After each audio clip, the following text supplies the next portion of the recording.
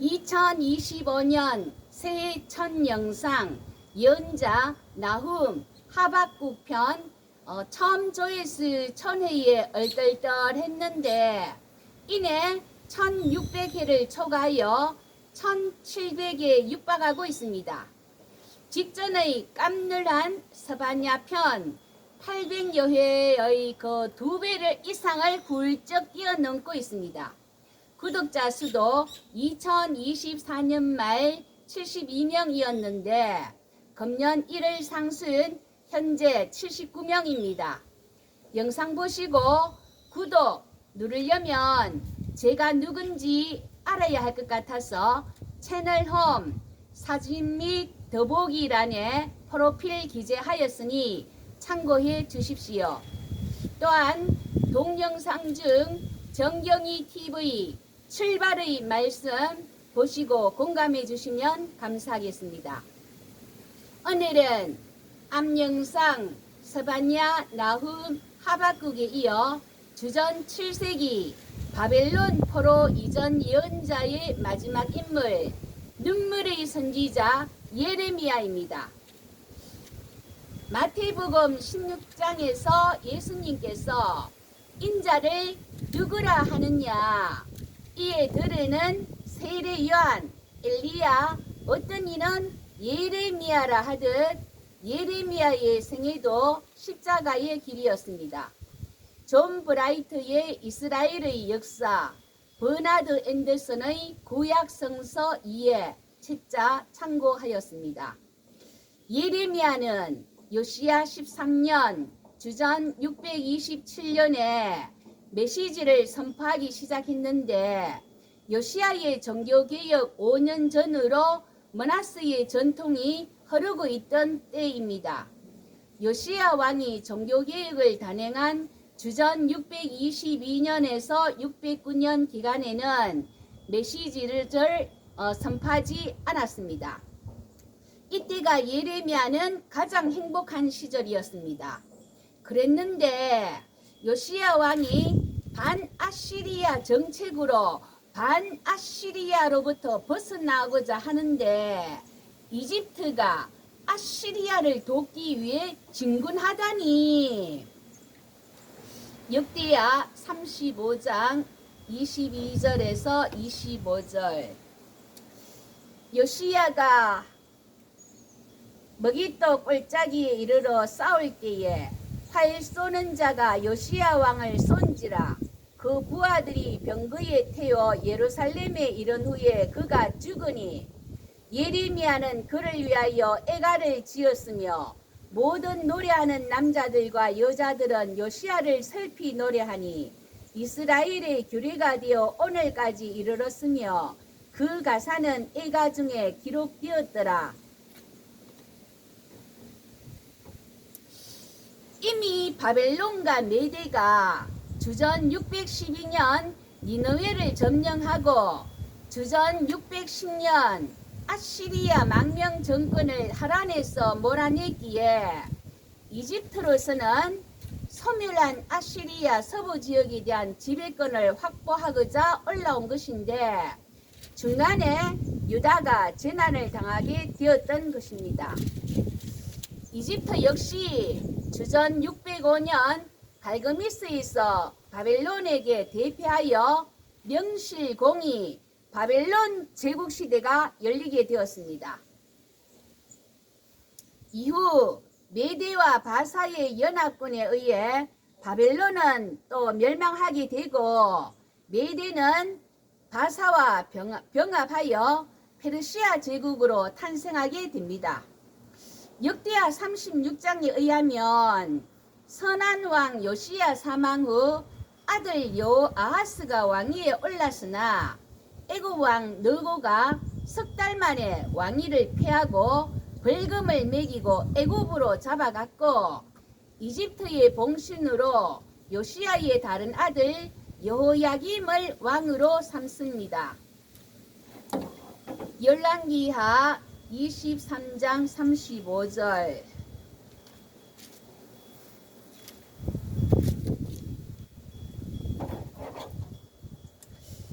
여호야김이 은과 금을 바로에게 주니라. 그가 바로 느고의 명령대로 그에게 그 돈을 주기 위하여 나라에 부과하되 백성들 각 사람의 힘대로 액수를 정하고 은금을 징수하였더라. 이집트의 공무를 부담하고자 백성들에게 부과된 인도세도 참 고역인데 부왕인 요시야가 다윗의 통치를 모델로 삼았다면 여호야김은 제2의 솔로몬이 되리라 하여 솔로몬처럼 자신의 화려한 궁전을 짓기 위해 국고를 낭비하고 강제 노역을 시켰습니다. 예레미야 22장 13절.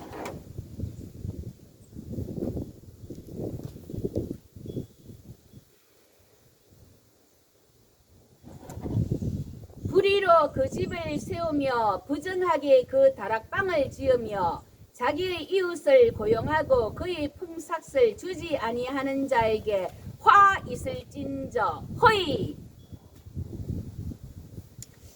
예루살렘의 남쪽 라마라헬에서 발견된 궁궐은 세련된 석조 건물로 유물에는 왕의 인장과 왕의 소유라는 글씨 등 여호야김에게 왕이란 사치스러운 삶을 사는 것입니다.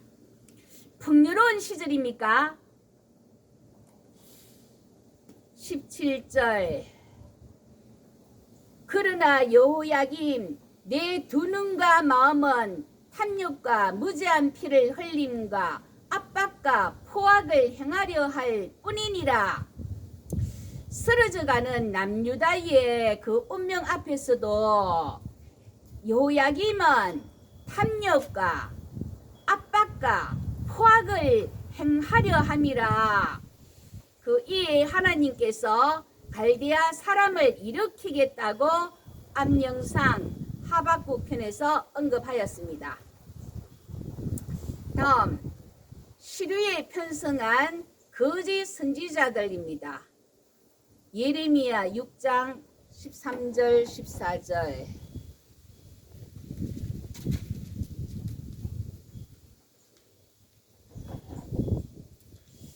이는 그들이 가장 작은 자로부터 큰 자까지 다 탐욕을 부리며 선지자로부터 제사장까지 다 거짓을 행함이라.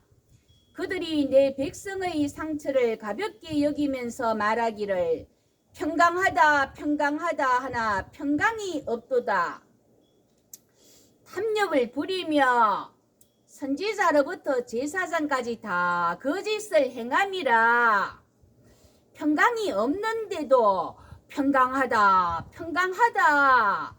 참 병의 근본 원인은 간과하면서 백성의 상처를 가볍게 대수롭지 않게 여기는 등 뻔뻔한 그 자체입니다.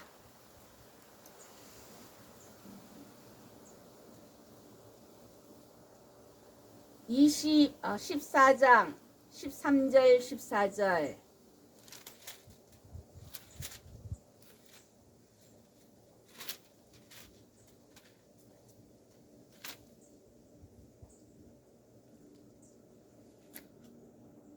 (14장) 13절 14절.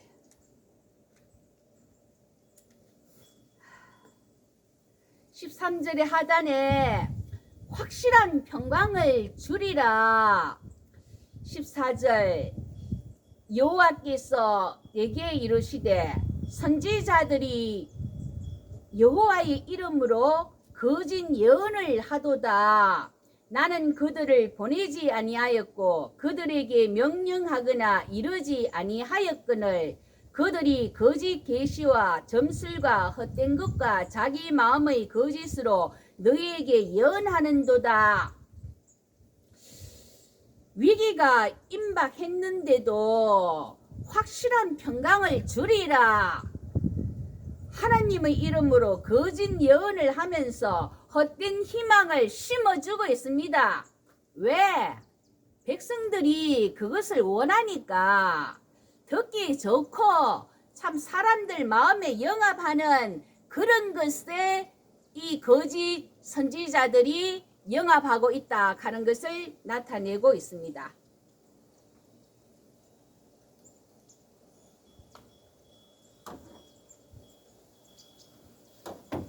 16절 그들의 예언을 받은 백성은 기근과 칼로 말미암아 예루살렘 거리에 던짐을 당할 것인즉 그들을 장사할 자가 없을 것이요. 거짓 선지자의 미혹은 결국 타락하고 멸망하고 그렇게 이제 끝납니다. 영적 분별력이 요구됩니다. 요새 사람들이 계엄은 국민들에게 이 나라의 현실을 알리는 계몽운동이다. 이렇게 이야기하고 있지 않습니까? 계엄은 계몽이다. 그 박근혜 탄핵 때 가짜뉴스에 속아서 속절없이 무너져 내렸지 않습니까? 이제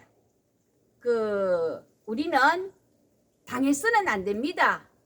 정신 바짝 차리고 잘 분별하여 자유 대한민국을 지켜야 합니다. 14장 17절 너는 이 말로 그들에게 이르라.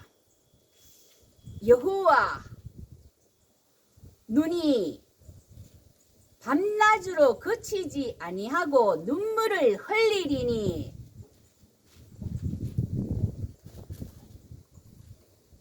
하나님께서 밤낮으로 그치지 아니하고 눈물을 흘리신다고 하십니다.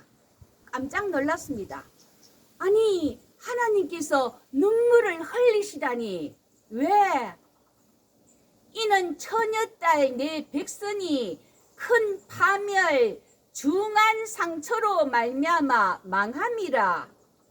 내가 들에 나간 적 칼에 죽은 자요 내가 성읍에 들어간 적 기근으로 병든 자며 선지자나 제사장이나 알지 못하는 땅으로 두루 다니도다.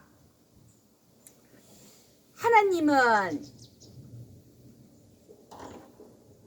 비통하게 울고 계십니다. 왜냐? 하나님을 배반한 그 심각한 죄로 인하여 처녀딸 백성이 큰 파멸 중한 상처로 말미암아 망함이라. 들에 나가봐도 칼에 죽은 자요 성읍에 들어가봐도 기근으로 병든 자요 선지자나 제사장이나 알지 못하는 땅으로 그저 왔다 갔다 하는 이런 상황을 보시면서 밤낮으로 그치지 아니하고 눈물을 흘리신다고 하십니다. 예레미야서는 바로 택한 백성 유다를 향한 하나님의 상한 마음과 눈물을 전하는 책입니다. 예레미야는 하나님의 이런 마음을 알았기에 동족을 위해 눈물로 기도한 눈물의 선지자입니다.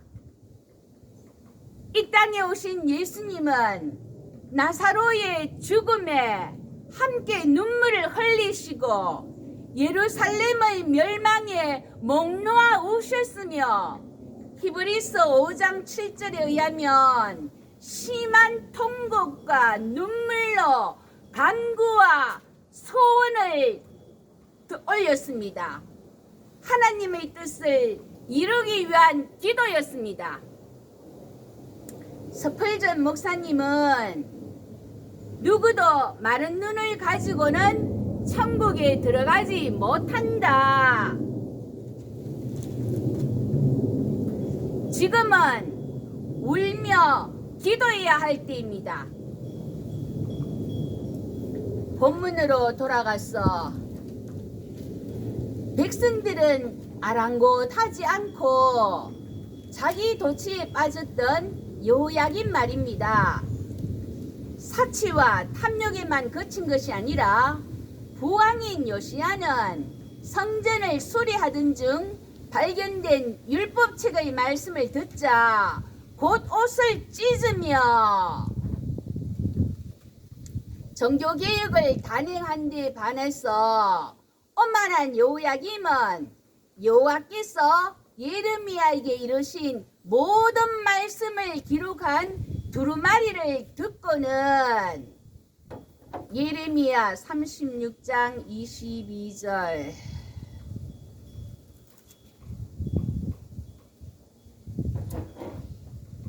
왕이 겨울 궁전에 앉았고 그 앞에는 불 피운 화로가 있더라.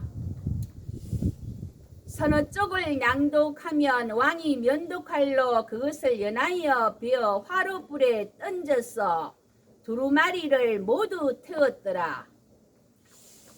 겨울 별장 궁전에 앉아서 화로에 타오르는 그 불 앞에 신하가 한 줄 한 줄 읽어 내려가는 그 두루마리 부분을 삭둑 삭둑 면도칼로 연하여 베어다가 화로불에 던져 불태웠습니다. 서기관들이 두루마리를 불사르지 말라고 그렇게 아뢰도 듣지 아니하고 바룩과 예레미야를 잡으라 하였으나 여호와께서 그들을 숨기셨더라.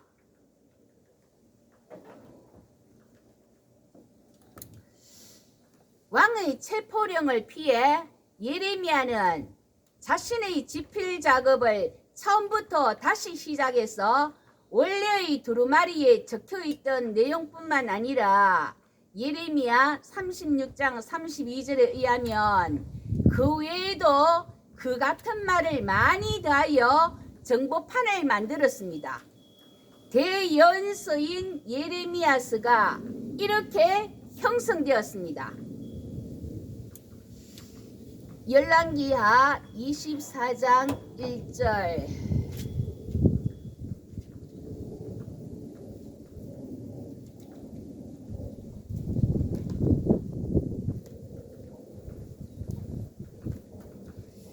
여호야김 시대에 바벨론의 왕 느부갓네살이 올라오매 여호야김이 3년간 섬기다가 돌아서 그를 배반하였더니 주전 605년 갈그미스에서 바벨론과 이집트 사이에 결전이 벌어져 바벨론이 승리하자 여호야김은 3년간 바벨론의 봉신으로 지냈지만 주전 602년 바벨론의 이집트 침공이 실패하자 배반합니다. 이에 바벨론의 느부갓네살은 유다에 대한 원정을 감행하여 예루살렘을 포위하였고 여호야김은 죽게 됩니다. 예레미야 36장 29절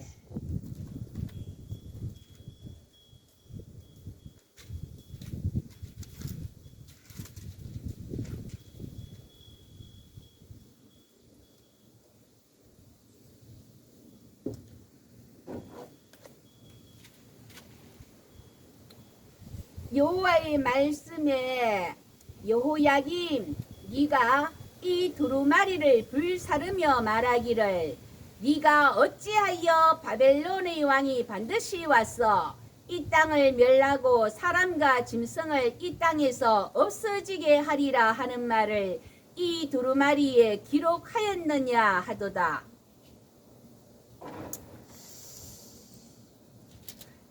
바로 여호야김을 경록케 하였던 두루마리의 주제였습니다. 오만하고 포악한 사람의 말로는 그렇게 되고야 맙니다.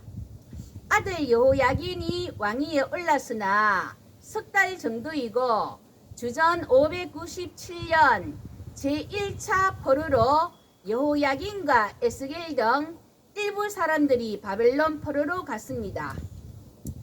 다음 예레미야 7장의 성전 설교입니다. 성전에서 우리에게 복을 주십시오. 바벨론이 우리를 쳐들어온다 할지라도 우리는 하나님의 성전에 있기 때문에 절대 망하지 않습니다. 라고 외치는 거짓 선지자들과는 반대로 예레미야는 성전 멸망을 외칩니다. 예레미야 7장 4절.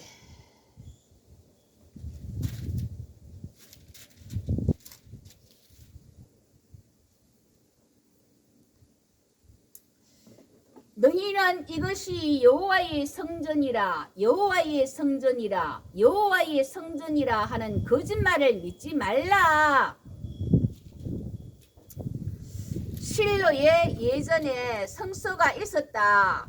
그 성소는 아비아달 계열, 즉 예레미야의 조상들이 예배드리던 장소였는데 잘못된 신앙을 가진 제사장 엘리 두 아들 홈니와 비느하스로 인해 언약궤를 블레셋에게 빼앗기고 결국 실로의 성소가 파괴되었다며 예레미야는 너희는 성전이 무너지지 않을 줄 알지만 옛날 실로가 무너진 것 같이 예루살렘도 무너뜨릴 것이고 너희도 쫓아낼 수 있다.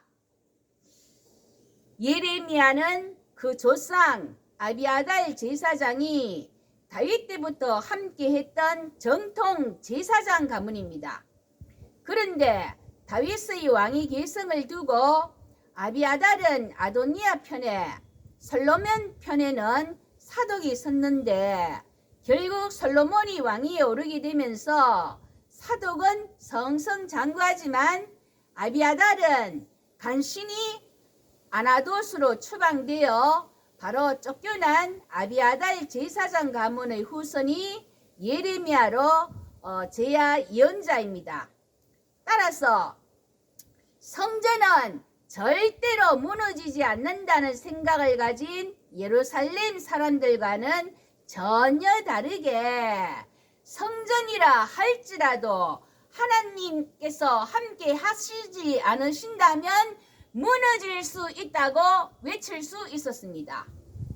주전 8세기 이사야가 예루살렘 예언자인 반면 모레셋 출신 미가 또한 지방 예언자로 허위에 찬 예루살렘을 질책할 수 있었습니다. 예레미야 26장 8절.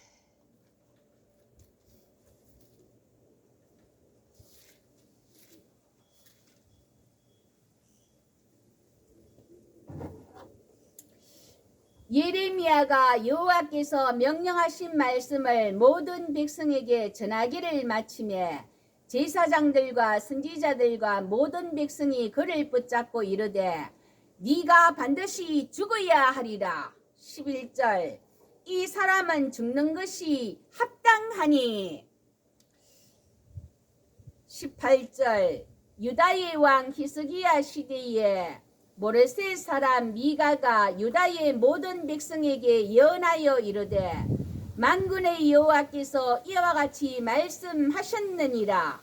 시온은 바깥이 경작지가 될 것이며 예루살렘은 돌무더기가 되며 이 성전에 사는 산당의 숲과 같이 되리라 하였으나 유다의 왕 히스기야와 모든 유다가 그를 죽였느냐 하니 히스기야가 여호와를 두려워하여 여호와께 간구하며 여호와께서 그들에게 선언한 재앙에 대하여 뜻을 돌이키지 아니하셨느냐? 미가 예언을 듣고 히스기야는 회개했다. 너희는 왜 예언자를 죽이려 하느냐? 미가의 판례에 의해서 예레미야가 죽음을 면하고 풀려나게 됩니다.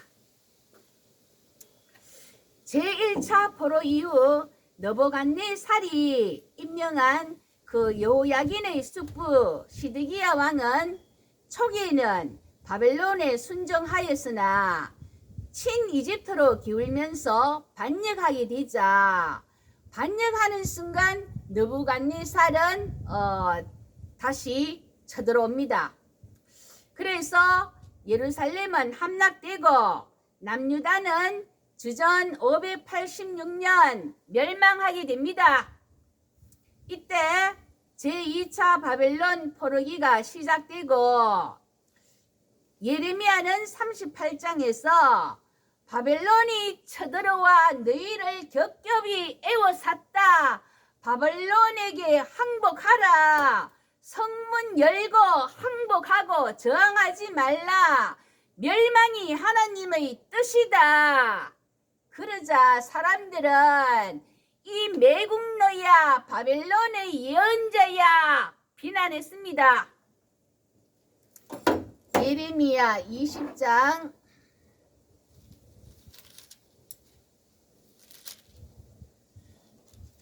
8절 내가 말할 때마다 외치며 파멸과 멸망을 선포함으로 여호와의 말씀으로 말미암아 내가 종일토록 치욕과 모욕거리가 됨이니이다. 10절 나는 무리의 비방과 사방이 두려워함을 들었나이다. 그들이 이르기를 고소하라 우리도 고소하리라 하오며 내 친한 것도 다 내가 실족하기를 기다리며 그가 혹시 유혹을 받게 되면 우리가 그를 이기어 우리 원수를 갚자 하나이다.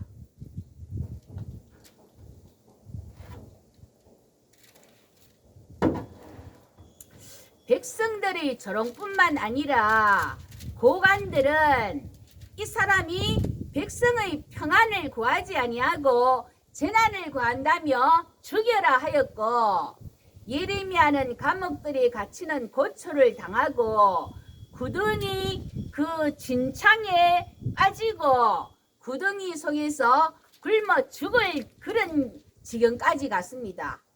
오죽했으면 어찌하여 내가 태에서 나와서 이런 고생과 슬픔을 보며 이런 부끄러움으로 지납니까? 그렇게 이제 참 자책하는 그런 장면을 볼 수 있습니다. 멸망한 유다는 바벨론의 총독 체제로 운영되었는데 국소주의 청년이 총독을 암살하고 함께 있던 바벨론 사람들을 죽이고 이집트로 망명을 떠나게 됩니다.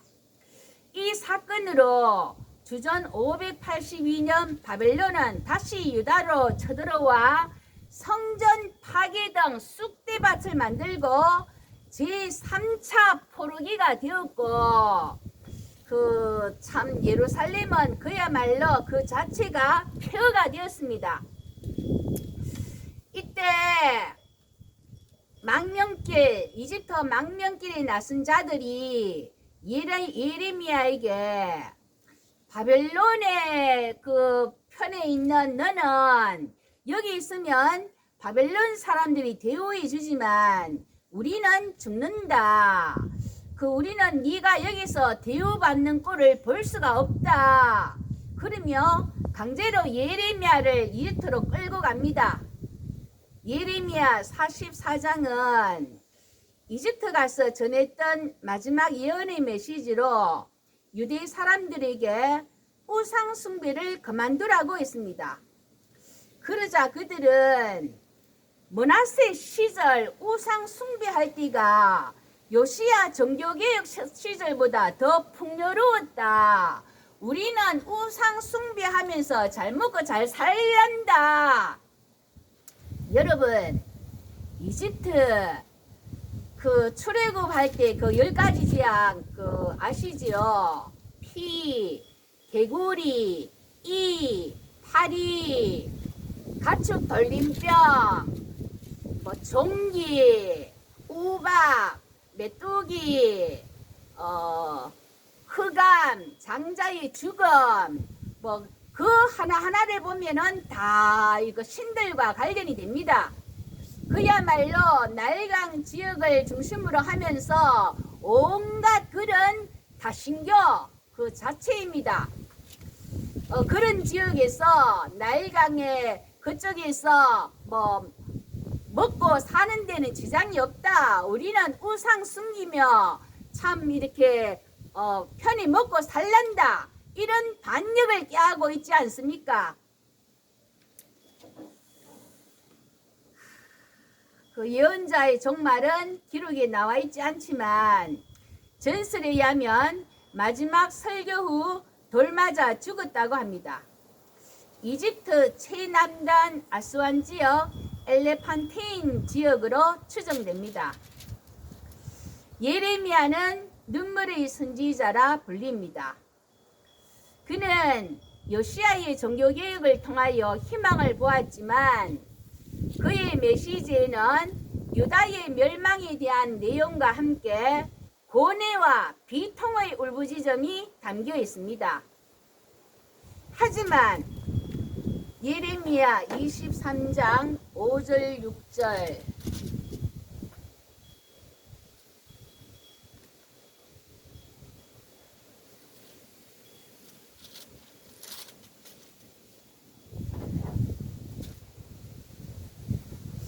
여호와의 말씀이니라. 보라, 때가 이르리니 내가 다윗에게 한 의로운 가지를 일으킬 것이라.